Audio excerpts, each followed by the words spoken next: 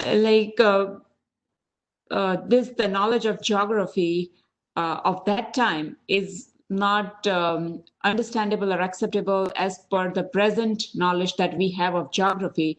So wouldn't that be considered as Mithyatva?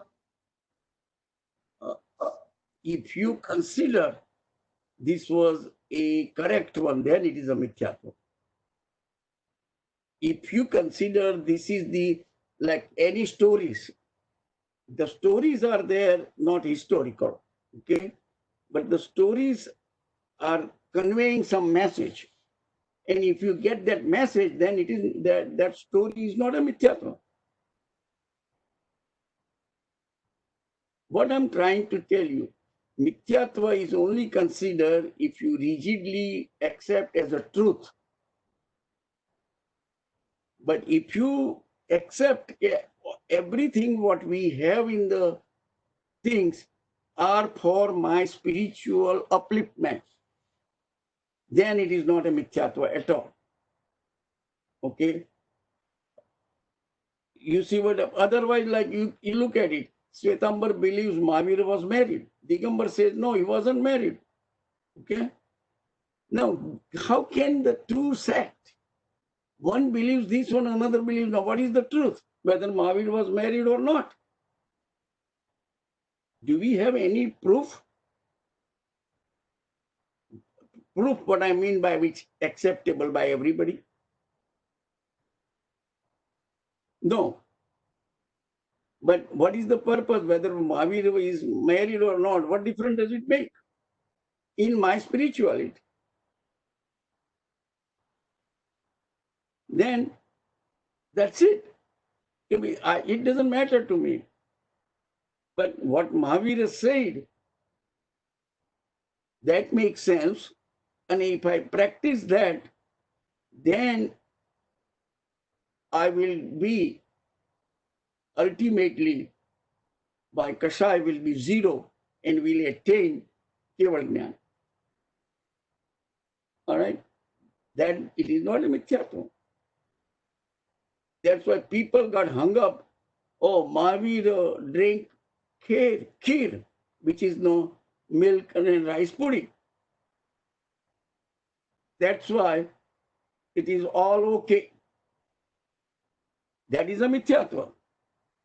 First of all, we don't have any proof Mahavira drank first. Now, can you believe all 23 Tirthankar drank kheer after the first Tapacharya, which is no church? No, 2 days fasting on a first day when they renounce the world, taking Diksha. Right? And all 23 Tirthankar except Rishabh, they know people wherever what time difference is significantly apart, but everybody gave a kheer. And I'm getting that kind of the argument from the people. What makes you think it is all wrong? I said, you don't have to accept it is right or wrong. You have to decide. Can Mahavira drink any kind of a food which is not conducive for dhyan? Any sweet, what I'm trying to say, is not conducive for meditation. Before the meditation, the prerequisite is have a very simple food. Okay, and hungry, you have to be little 80%, that's a thumb rule they say. Only eat 80% of your hunger and only like a ambel type food. Okay, very bland in a sense that you can be in meditation. I went to Vipassana meditation like Buddhist 10 days. And what they do? They only serve you very simple food, simple breakfast, and simple lunch. In the evening, no food even, or maybe some fruits. People in the beginners, okay? The people who are advanced, they don't even serve you anything because the meditation time, which is night, you can do it properly. If you eat heavy meal, there is no way you can be meditative, because you will be totally aware what you are doing. No, you will be dozing.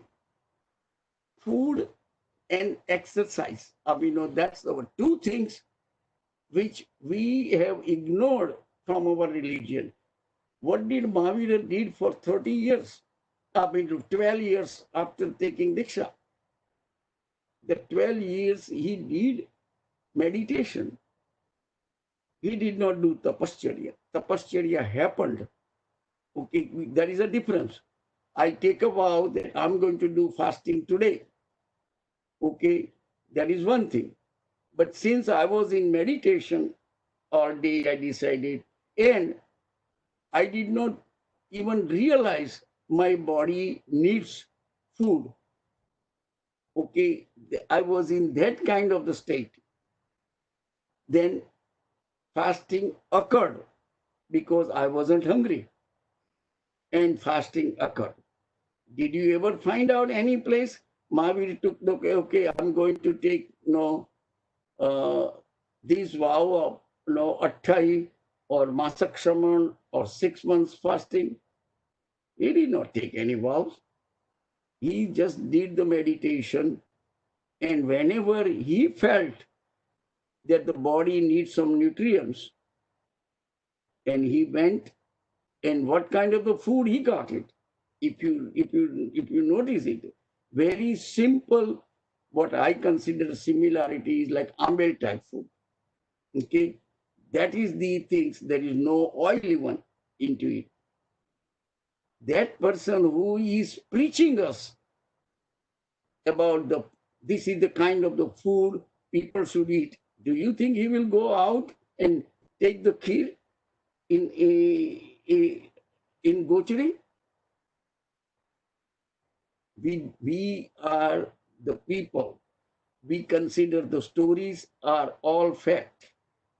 And because it is the way we are believing in it, instead of saying that, well, it is the story, it is the reflection of the author, or I consider reflection of the society at that time. If some guest comes to my home, okay, I'm just trying to give you, what would my wife will do? Serve the best thing. She has to serve some sweet or something, even though she is going to serve the vegan sweet, but she'll find something. Okay, if you get somebody comes after a long time visiting you, and you are not serving some rich food, okay, you feel internally our culture is such, okay, that it is next to God. Anybody who comes and visits us, okay, there is a saying, I forgot about it, but like he's another God visiting us, okay, and you have to serve all the best to that kind of the thing.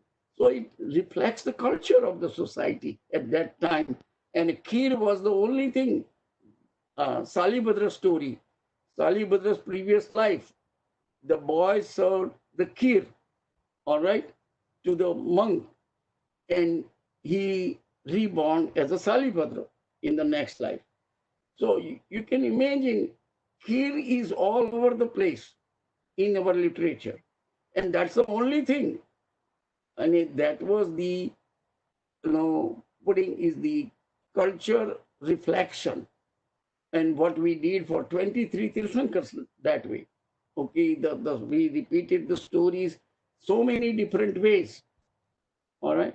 So that's why I am trying to say. Okay, so understand, okay, if you believe this is the true and you are practicing accordingly, then it is Mithyatva. But you can say, okay, this is the story. What am I going to learn out of it? Okay, what qualities of my own soul qualities? What is the qualities of the soul? Ananta darshan, ananta jnana, ananta charitra, ananta or vidya. If I improve in these qualities, or whatever the karmic matter, which I reduce, then it is not Mithyatva. So it is all up to you. What kind of the nimitta you use, that is all up to you, how you interpret and how you apply. If you apply properly, then it is not Mithyatva. If you don't, then it is Mithyatva. All right? Yes.